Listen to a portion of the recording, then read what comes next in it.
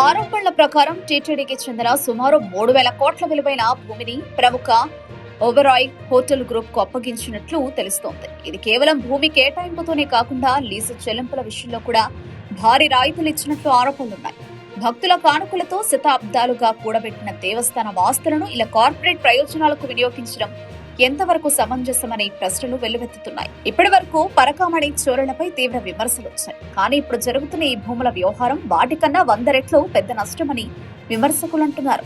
నగదు చోరీ ఒక స్థాయిలో ఆగిపోతే భూముల లావాదేవీలు శాశ్వతంగా దేవస్థానానికి నష్టాన్ని మిగులుస్తాయని వారు హెచ్చరిస్తున్నారు. హోటల్ ప్రాజెక్టుకు భూమి మాత్రమే కాకుండా లీజు మొత్తాన్ని కూడా మాఫీ చేసినట్లు ఆరోపణలు రావడం మరింత వివాదానికి దారితీసింది. సాధారణంగా ప్రభుత్వ లేదా దేవస్థాన భూముల విషయంలో కఠినమైన నిబంధనలు, స్పష్టమైన జీవోలు ఉండాలి.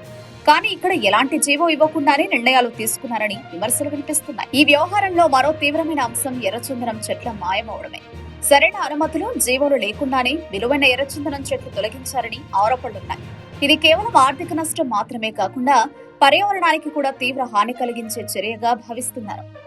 ఈ అన్ని పరిణామాలు టీటీడీ పవిత్రతకు, భక్తుల విశ్వాసానికి తీవ్రమైన దెబ్బగా మారుతున్నాయని విమర్శకులంటున్నారు. దేవస్థానం ఆస్తులు ప్రజలకు, భక్తులకు చెందినవే తప్ప రాజకీయ నాయకులు లేదా కార్పొరేట్ సంస్థల స్వంతమని కాదన్న భావన బలంగా వ్యక్తమవుతోంది. ఈ ఆరోపణలపై ప్రభుత్వం స్పష్టమైన వివరణ ఇవ్వాల్సిన అవసరం ఉందని ప్రజలు కోరుతున్నారు.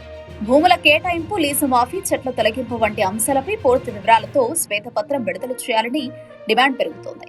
టీటీడీ వంటి పవిత్ర సంస్థ విషయంలో పారదర్శకత బాధ్యతే అసలైన పరిష్కారమని విశ్లేషకులు అభిప్రాయపడుతున్నారు. భక్తుల నమ్మకాన్ని కాపాడాలంటే టీటీడీ ఆస్తులపై తీసుకునే ప్రతి నిర్ణయం ప్రజల ముందు స్పష్టంగా ఉండాల్సిందే అన్న మాట ఇప్పుడు అన్ని వర్గాల్లో వినిపిస్తోంది.